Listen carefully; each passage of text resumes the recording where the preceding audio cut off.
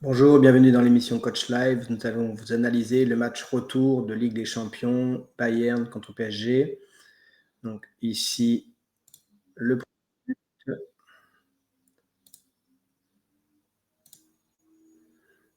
PSG a le ballon, donc ils font tourner. Et ici, on voit bien la prise de patience, la prise de temps, d'information pour faire une passe qui, la plupart du temps, aurait été mise sur le côté. Donc là, on voit que le côté, c'est le milieu défensif qui est venu. Donc ici, on voit donc la passe, surtout qui a été attendue au dernier moment pour avoir l'espace pour la mettre entre deux. Cette passe élimine déjà les deux joueurs du Bayern haut, d'accord. Et surtout le décrochage et le jeu de Kvara, qui là, c'est digne des plus hauts joueurs, ballon d'or, tout ce qu'on veut, tout ce qu'on apprend à l'école de foot, qu'on devrait apprendre dans les écoles de foot. Et souvent, les joueurs ne comprennent pas pourquoi on décroche, on doit faire la passe sur un côté et partir de l'autre. Bah, typiquement, là, il a montré le résultat que ça peut provoquer. Donc ici, il décroche et donc il a une solution côté, une solution ici qui est plus compliquée parce qu'elle remettrait dans l'axe le ballon. S'il y a une erreur, c'est un contre assuré. Donc le meilleur moyen, c'est toujours le côté. Donc ici, la remise est parfaite. Et là, c'est ce qu'on explique souvent à nos joueurs en disant, tu donnes d'un côté, tu ouvres et tu pars à l'opposé pour revenir plonger dans l'espace que tu as libéré. Donc là, typiquement, c'est ce qu'on explique à tous nos joueurs, mais c'est vrai que ce n'est pas simple à faire et surtout, on ne comprend pas, les joueurs ne comprennent pas souvent pourquoi je dois donner d'un côté et partir de l'autre. Donc là, la différence, et elle est facile à expliquer. Regardez, il donne d'un côté, le défenseur, lui, va de ce côté, là où va le ballon. Souvent, c'est le ballon qui est prioritaire. Donc, le défenseur prend l'initiative côté ballon, l'autre défenseur prend l'initiative côté ballon, et lui, il fait l'opposé. Donc, ça veut dire qu'il fait comme un déplacement d'un attaquant qui va à contresens des défenseurs. Parce que là, du coup, il n'est plus dans le champ de vision, et du coup, c'est très dur à suivre ce qu'il fait après. Donc là, typiquement, son appui-soutien, il est hyper bon, et on voit le défenseur central opposé gauche qui lui aussi avait anticipé, qui rentre à l'intérieur au cas où, mais avec le ballon. Donc du coup, ça c'est du grand art et il demande le ballon dans l'espace. Donc par la suite, la passe, la remise, elle est parfaite. Donc là, on voit l'appel qu'il fait en profondeur, en vitesse. Il a déjà un temps d'avance, d'accord. Et on voit la ligne de 4 défenseurs en surbrillance qui est éliminée par la passe et par la course. Il n'y a pas de couverture possible puisque son appui remise a été très très bon. Et dans la course, il est plus rapide. On voit le défenseur qui est lui à fond et Kvaratskhelia donc qui prend le temps, comme il a un temps d'avance et qu'en plus les défenseurs ne lui mettent pas une pression par la course de vitesse, il a le temps de s'appliquer, d'observer tout ce qu'il peut voir. Donc là, typiquement, il regarde où est le gardien, où est son défenseur et le déplacement des autres. Ici, pareil, deuxième, il regarde où sont les attaquants, les défenseurs et gardiens.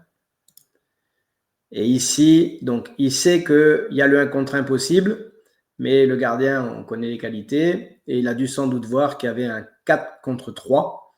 Et donc, le 4 contre 3, ça veut dire que normalement, si tout se passe bien, s'il est patient, il y aura obligatoirement un joueur ou deux qui peuvent être démarqués.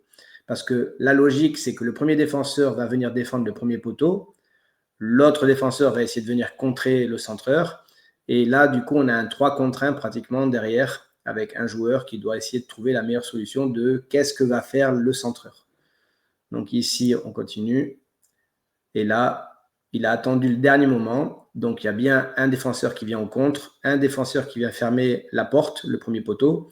Et donc l'autre défenseur, lui, il faut qu'il trouve la meilleure solution. Et c'est vrai que c'est pas simple puisqu'il a 3 attaquants qui arrivent sur lui. Donc il est obligé de prendre celui qui est le premier, donc celui-là. Donc du coup, il y a bien 2 attaquants en soutien. Donc après, la passe, elle est parfaite, bien à terre, et la reprise en une. Donc ici, on voit l'importance de ce je donne en appui à ma droite et je fais un appel en arrondi à ma gauche. Du coup, les défenseurs vont être pris par suivre le ballon.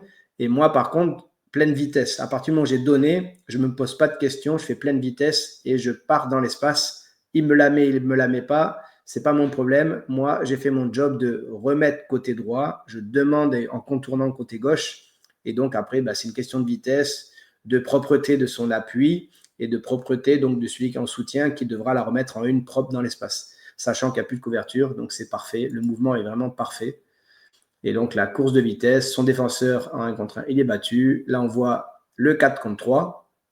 Donc, la vitesse des défenseurs centraux ou des 3 défenseurs, elle est moindre que les attaquants. Donc, du coup, même l'axial ne peut pas venir couper la trajectoire. Ça va trop vite. Donc, du coup, ils vont tous tout droit. Il n'y a pas le choix. Et là, l'avantage, c'est qu'il a tellement de temps, c'est qu'il peut tout observer. Le gardien, les défenseurs, ce qu'il peut faire, il a du choix. Et il prend le temps, il rentre bien à la surface. On voit ici, il regarde. Il continue, il regarde, jusqu'à qu'il ait compris laquelle sera la meilleure. Et à partir de là, focus ballon, le geste et la gestuelle pour avoir une passe propre et forte. Tac. Et là, un plaisir, pas un seul mauvais rebond, même si le terrain, bien sûr, c'est des bons terrains. Donc voilà. Donc deuxième, le but du Bayern. Donc ici, on joue côté.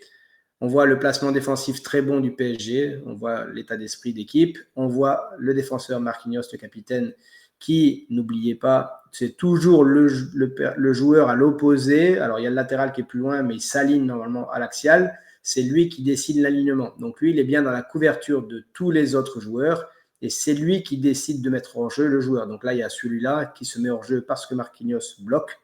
Et donc là, toute l'équipe est bien en place. Donc là, on empêche les courses et les passes. Donc du coup, on sait qu'Olysée, c'est 1 contre 1. Donc là, même si lui fait l'appel, ce joueur-là, on voit bien que le joueur le suit et c'est lui qui vient fermer pour de nouveau retrouver cette liaison entre les deux lignes. Donc là, on voit bien que tout est bien fermé. Donc, ils s'en sortent bien, le ballon est là. Et là, c'est un bon déplacement intelligent. Hop. La solution de passe, elle est compliquée. Ça peut être un contre si intervention. Donc, il y a un espace. Je demande la balle dans l'espace pour avoir la solution de passe entre les deux dans l'intervalle. Donc, l'appel, il est bon. La passe est bonne. Très bien joué. Hop, ici. Intervalle entre les lignes. Et donc, après, contrôle, j'ai le temps. Et là, encore qualité. Donc, le joueur ici, latéral et l'axial, font tout pour obliger la passe côté, parce que l'objectif, c'est plutôt la passe côté, pour eux, pour les défenseurs. Et l'attaquant qui a le ballon, il feinte la frappe jusqu'au dernier moment. Donc là, on voit sa gestuelle, elle est vraiment pour faire la passe ici. Et il cache son geste jusqu'au dernier moment pour la donner dans l'axe. Donc, c'est très, très bien fait. Hop, et là, bien sûr, Harry Kane, la qualité du contrôle du pied. Et encore une fois, regardez, pour tous ceux qui font ce genre de geste devant les buts, le corps en avant pour éviter que le ballon monte trop. Donc là, typiquement, il est dans la surface, il sait qu'il va devoir mettre fort. Donc, il penche tout pour mettre de la puissance et éviter que le ballon parte dans la tribune. Donc, on voit les bras, la tête, le corps, tout est penché sur le ballon et la gestuelle du pied qui frappe pour le lever un petit peu. Donc, c'est vraiment super bien réalisé. C'est réalisé en contrôle pied droit, poussette pied droit et frappe pied gauche. Donc, l'enchaînement, il est parfait. Ici, regardez, contrôle pied droit. Je mets mon corps dessus pour que le ballon il reste bien au sol.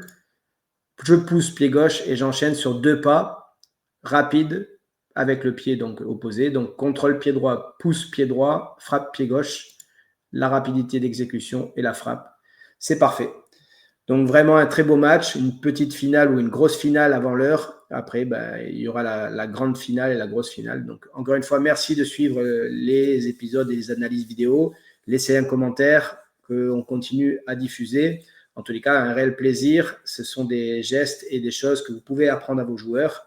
Et encore une fois, ça démontre que c'est réalisable, même en pro ou en amateur. Mais il faut comprendre pourquoi on le fait. Voilà. Merci beaucoup. Au revoir.